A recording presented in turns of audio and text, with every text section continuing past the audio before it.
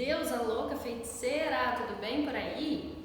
Quero conversar com você hoje sobre o porquê que eu tenho trazido tantas crenças e resgates de crenças, quando o meu objetivo contigo é fazer com que você faça atividade física, faça exercícios físicos. Porque eu não faço uma sequência de vídeos só te trazendo exercícios para bombar o abdômen, exercícios para o bumbum na nuca, né? E venho aqui falar sobre coisas do seu interno, sobre coisas do seu passado, sobre as suas dificuldades.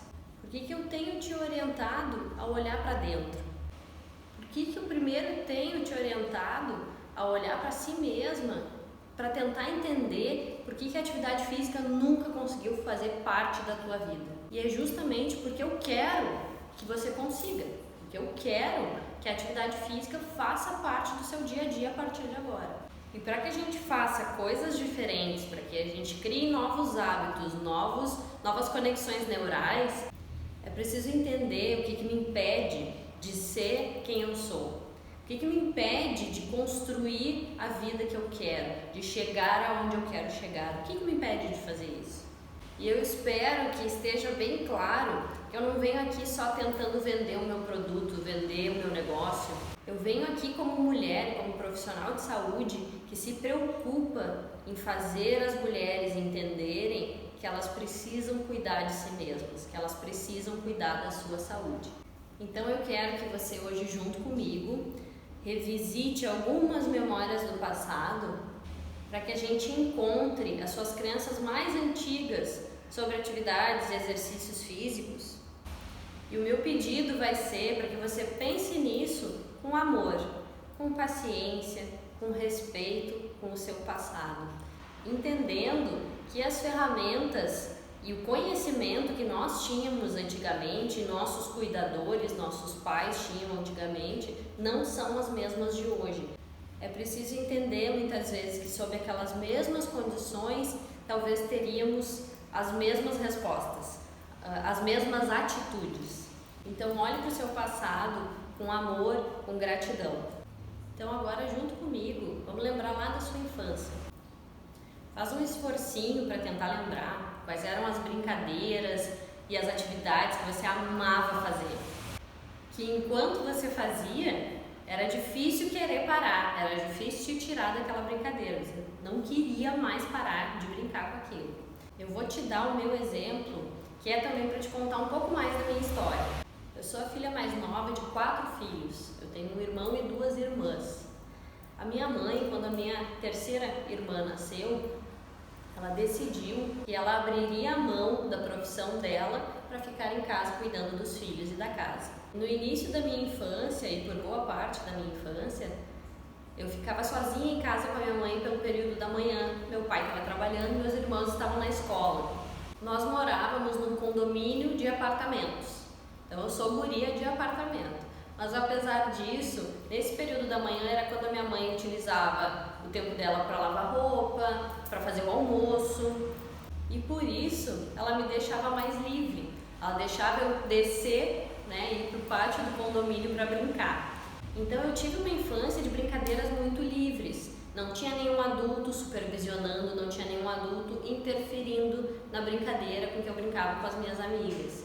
E as brincadeiras com que eu mais me identificava, que eu mais amava fazer, todas envolviam muito movimento. Envolviam correr, se esconder, pular corda, pular elástico, jogar sapata, para mim é sapata, né? Em alguns outros locais é amarelinha. Dançar, gostava muito de dançar com as minhas amigas. Então na hora que eu descia para brincar, a minha mãe já me vestia com roupas confortáveis para brincar, para me sujar, para correr de pé no chão. Eu tinha liberdade para tomar banho de chuva se eu quisesse. Agora, lembrando da adolescência, com todas as suas mudanças, né? É na adolescência que nós começamos a traçar o nosso perfil de personalidade, onde nós começamos a nos juntar com grupinhos de pessoas que são mais semelhantes conosco, mas também um período de inseguranças, incertezas, vergonhas. E é um período complicado para os nossos cuidadores, os nossos pais especialmente, porque é um período que eles querem nos cuidar e nos proteger, porque ainda somos inocentes, ainda não entendemos muito a maldade, somos imaturas, na verdade, para lidar com a maldade geral do ser humano, e na tentativa de nos proteger, muitas vezes a gente acaba sendo criticada em pequenas frases, por exemplo: não senta com a perna aberta, fecha essas pernas, não usa esse tipo de roupa, menina não anda sozinha na rua, não te expõe, não seja vulgar. A tentativa deles não era nos podar, a tentativa realmente era nos proteger de coisas que a gente talvez não soubesse ainda lidar, não tivesse maturidade para lidar. E a gente replica isso hoje, por medo que as nossas meninas acabem passando por situações difíceis, por situações hoje que a gente conhece a maldade do ser humano. Então, novamente, não se condene por isso, não condene seus cuidadores por agirem assim.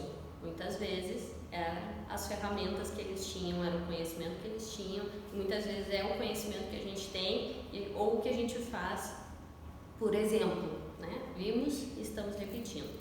Não se condene por isso. E agora juntas vamos pensar lá na adolescência. Você foi incentivada a fazer atividades físicas, exercícios físicos? Você foi criticada por fazer atividades físicas, exercícios físicos?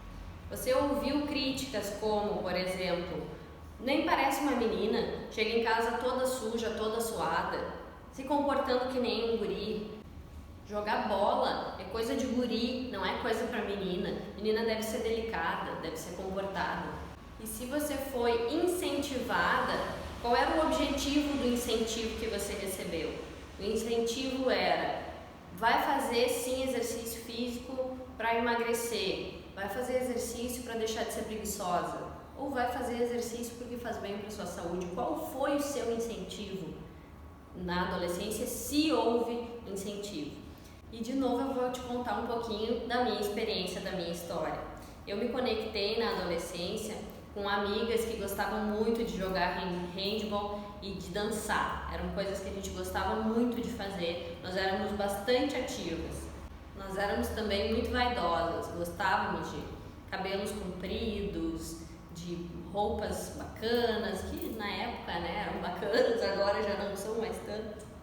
Gostávamos de replicar danças que víamos de boy bands, de girl bands. Nós éramos bastante ativas. Na minha família, nunca houve incentivo por parte dos meus pais e dos meus irmãos para a prática de atividade física. Meu pai e minha mãe não gostavam de fazer atividade física, nunca fizeram, e minhas irmãs não gostavam também. A única pessoa na minha família que gostava de se movimentar, gostava de jogar futebol, era meu irmão. E era aquilo, é coisa de guri. Porém, eu sempre fui muito ligada, muito conectada com meu irmão. E ele me ensinou muita malandragem da vida. Então eu não me importava de me comportar como um guri. Não era o tipo de crítica que me fazia mal. Porque meu irmão dizia que eu era o irmão que ele não teve. Ele brincava de igual para igual comigo, mesmo com a nossa diferença de 9 anos de idade. E esse pedacinho da minha história eu já estou te contando, porque isso vai fazer sentido mais adiante. Chegando então na fase adulta, como é possível equilibrar todas as coisas que envolvem a fase adulta com a atividade física? Como é possível equilibrar a dedicação com os estudos? Para mim veio mais tarde a dedicação com uma casa, com um marido, com a família. Para algumas pessoas isso já vem mais cedo, uma casa, filhos, marido, família. Trabalho, tentar sobreviver, tentar pagar as contas. Como que a gente equilibra tudo isso? E de novo, eu preciso te perguntar qual é a tua motivação quando adulta e quais as experiências que tu teve quando adulta com exercícios físicos. A tua motivação sempre foi relacionada com aparência física? A tua motivação foi relacionada com algo relacionado com a tua saúde que ia mal? Aqui é difícil de dar o meu exemplo, porque eu entrei para a faculdade com 16 anos, eu ainda era adolescente quando eu entrei para a faculdade, e quando eu já comecei a estudar o corpo humano, eu já comecei a entender tudo de maravilhoso que o exercício e o movimento são capazes de trazer e fazer pelo nosso corpo. Então, o exercício físico no meu dia a dia, desde muito cedo, ele já entrou com um cuidado com o meu corpo e não um cuidado de aparência física, um cuidado em me manter forte e me manter saudável. Esse era o meu cuidado. Porque também, para ser fisioterapeuta, eu precisava também de força física. O fisioterapeuta também usa muito do seu físico durante um atendimento, especialmente quando é uma pessoa mais acamada, exige muito do nosso corpo. Então, a partir de 16, 17, 18 anos, o exercício para mim ele deixou de ser algo recreativo e passou a ser algo necessário. E tu acha que foi fácil mesmo assim? Eu sempre tive um biotipo mais magro, eu sempre tive um biotipo mais padrão. Então eu ouvi, por exemplo, dos meus pais: mas por que tu vai para academia? Mas para que tu tá indo na academia? Tu é magra. Sempre associando a academia, o exercício com o emagrecimento. E não se trata só disso. E eu dizia, eu preciso do exercício físico. O meu corpo pede pelo exercício físico. E ainda assim, à medida que a gente vai botando as coisas na balança e tentando equilibrar, eu já abri mão do exercício físico por diversas vezes. E eu cheguei a passar um período de 2 anos totalmente sedentária na minha vida, completamente sedentária, eu não fazia uma caminhada. E isso é a vida, a gente vai tentando equilibrar da maneira que é possível. E esse é o meu pedido para ti, vamos tentar ser mulheres possíveis ao invés de mulheres maravilha. E eu falo sempre e eu sigo falando. Existe o ideal e existe o possível. Quando a gente não consegue fazer o ideal, a gente faz o que é possível e tá tudo bem. E agora, de exercício final, eu peço para que você olhe para o seu corpo e pense naquela situação que você viveu que te deixou desconfortável durante uma prática de exercício.